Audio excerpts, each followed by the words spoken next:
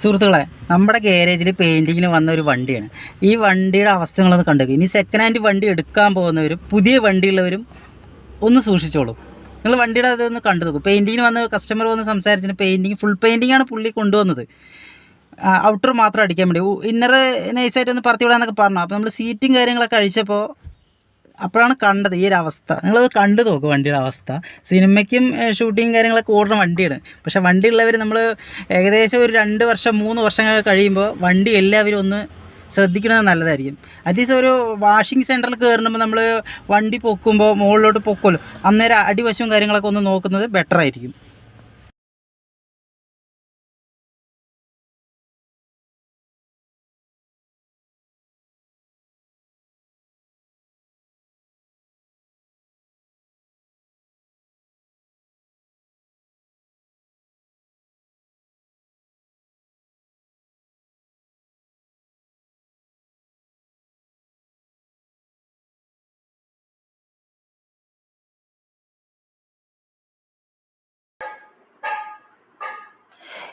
ഇതാണ് വണ്ടിയുടെ അവസ്ഥ.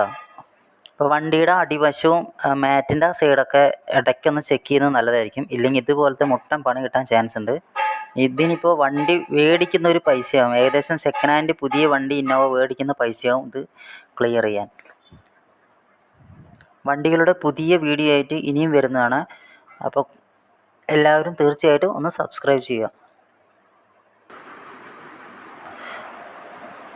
അതുപോലെ തന്നെ നിങ്ങളുടെ സെക്കൻഡ് ഹാൻഡ് വണ്ടി എടുക്കുന്ന ചങ്കിനും വണ്ടിയുള്ളവരും തീർച്ചയായിട്ടും ഒന്ന് ഷെയർ ചെയ്യുക.